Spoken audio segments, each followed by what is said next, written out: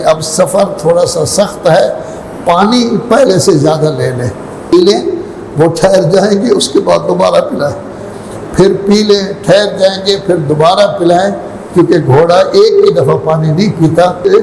مشکیزے کو اپنے شانے پر رکھا اور کھول کر مجھے پانی پلایا اور کہنے لگے آرام سے پانی پیئے۔ اگر مجھ سے پوچھا جاتا کہ پورے اس لشکر میں سب سے بڑا بہادر کون ہے تو میں آپ کا نام لیتا، یا اللہ مجھے معاف کر دے، تو حضرت نے فرمایا اور اللہ تبارک و تعالی نے تو یہ معاف کر دیا۔ لیکن کیا جا رہا تھا کہ مختلف منازل پر حضرت جا رہے ہیں، ایک منزل ہے ثعلبیہ، اس میں جس وقت گئے ہیں تو وہاں امام نے حکم دیا ہے کہ اب سفر تھوڑا سا سخت ہے، پانی پہلے سے زیادہ لے لیں، تو اس منزل سے چلیں، پھر منزل زبالہ میں آئے۔ اس زبالہ کی منزل میں وہ بیٹھے ہوئے تھے، دیکھا کہ کچھ لوگ گزر رہے ہیں، اپنے گھوڑوں پر سوار جا رہے ہیں، اپنے حضرات سے کہا ان کو بلاؤ، لگتا ہے کہ یہ کوفہ سے آ رہے ہیں۔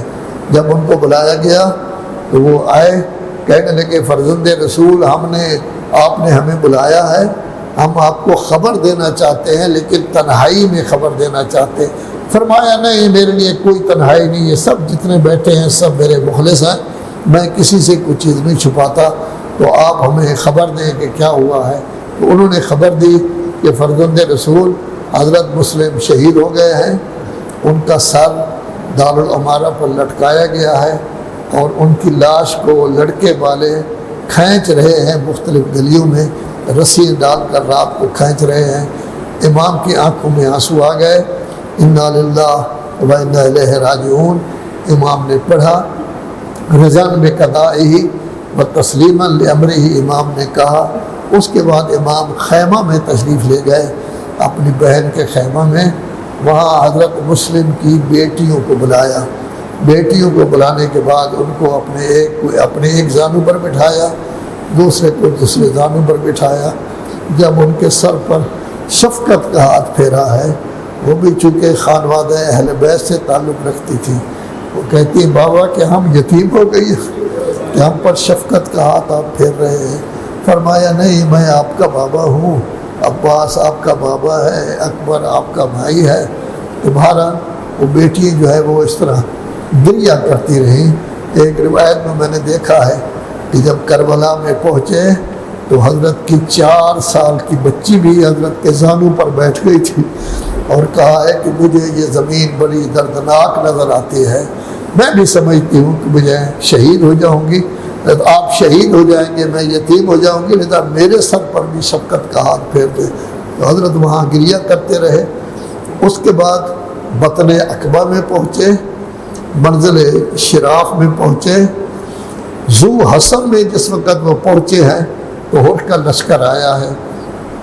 تو جب لشکر آیا ہے، یہ پیاس سے جاں بلب ہو رہے تھے، ان کے گھوڑے بھی پیاسے تھے، خود بھی یہ پیاسے تھے، تو حضرت نے حکم دیا کہ ان سب کو پانی پلاؤ، اور گھوڑوں کے بارے میں حکم دیا کہ ان کو 3 دفعہ پانی پلاؤ، پہلے پی لیں، وہ ٹھہر جائیں گے، اس کے بعد دوبارہ پلائیں، پھر پی لیں، ٹھہر جائیں گے، پھر دوبارہ پلائیں، کیونکہ گھوڑا ایک ہی دفعہ پانی نہیں پیتا بلکہ ٹھہر ٹھہر کر پانی پیتا ہے۔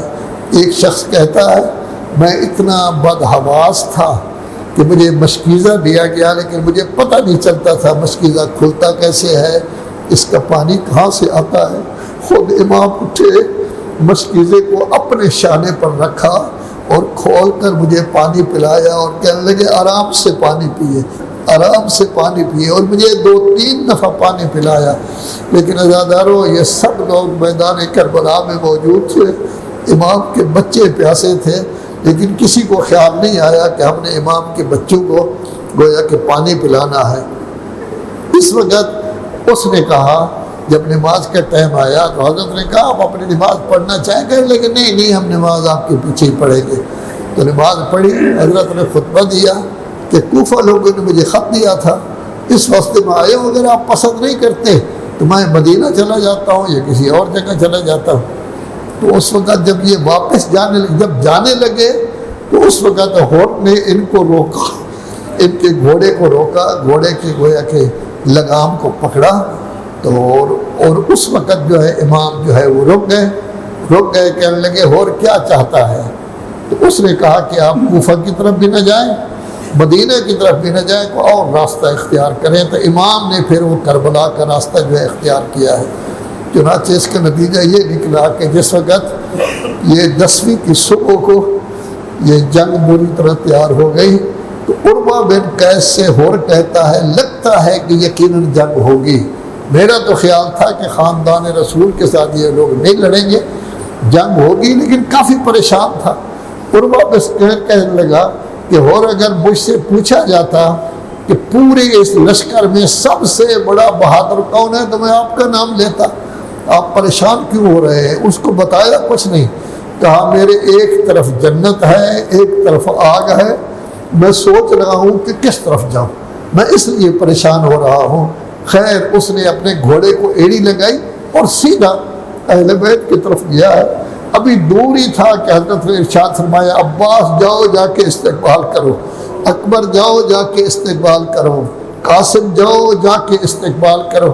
یہ بڑا پریشان ہوا کہ میں نے تو تنگ کیا ہے، کربلا میں لے آنے والا میں ہوں، ان کو ایک جگہ روکنے والا میں ہوں، ان کے خیمے میں نے لگوائے تھے اور ان کے خیمے میں نے وہاں سے یہ کہا تھا کہ یہ ہٹا دیں، لیکن جس وقت یہ آیا ہے قدموں پر گر گیا ہے تو حضرت نے ارشاد فرمایا تیرے ماں باپ نے تیرا نام ہور رکھا تھا تو ہور ہے۔ اس وقت روتے ہوئے ایک کلمہ کہتے ہیں اللہم انی ارعبت قلوب بنات نبی کا، اے میرے اللہ میں نے ذو حسن وادی میں تیری نبی زادیوں کے دلوں کو افسوس میں ڈالا تھا، غمناک کیا تھا۔ وہ جب میں نے ان کا لگام پکڑا تھا تو اس وقت بیویوں کے رونے کی آواز آئی تھی، یا اللہ مجھے معاف کر دے۔